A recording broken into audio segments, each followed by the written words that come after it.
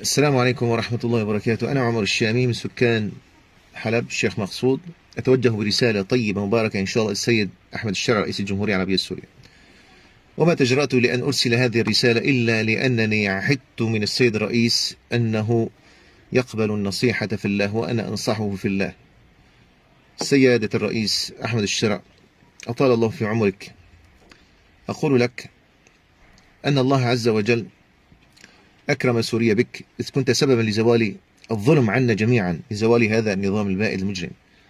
سيادة الرئيس، يا من ولاك الله عز وجل علينا ونحن من رعيتك، اعلم أن هذا الأمر هو تكليف وليس تشريف. يقول صلى الله عليه وسلم: كلكم راع وكلكم مسؤول عن رعيته، وأنت مسؤول عنا بين يدي الله.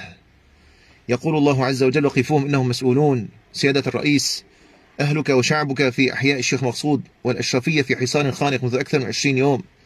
يمنع إدخال المحروقات، أبسط وسائل التدفئة، يمنع إدخال الغاز والمازوت، وحتى الكهرباء مقطوعة بل هي ممنوعة. سيادة الرئيس، الضعفاء والمساكين والناس والثكالى والأطفال الرضع والشيوخ الركع يرتجفون من البرد، وليس هنا ما يجدون ما يدفيهم. سيادة الرئيس، سيادة الرئيس، هؤلاء مظلومون ويرفعون أيديهم إلى السماء، وأنت تعلم أن دعوة المظلوم مجابة، ليس بينها وبين الله حجاب. دعوة المظلوم حتى وإن كانت من كافر.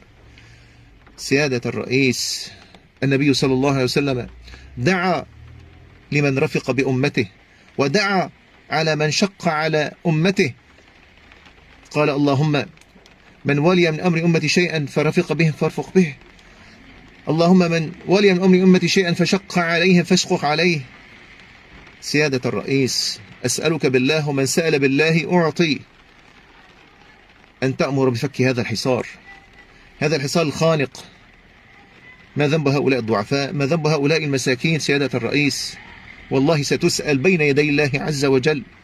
سيادة الرئيس، أذكرك بحديث رسول الله صلى الله عليه وسلم عن المرأة التي حبست هرة، لا هي أطعمتها ولا هي سقتها ولا هي تركتها تأكل من خشاش الأرض حتى ماتت فأدخلها الله النار. سيادة الرئيس، هناك من المرضى من يموتون من البرد، فلا تكن سببا سيادة الرئيس في هذا الحصار الخانق. أسألك بالله أن تأمر بفك هذا الحصار عاجلا غير آجل. سيادة الرئيس، ولك منا جميعا كل الحب والمودة والاحترام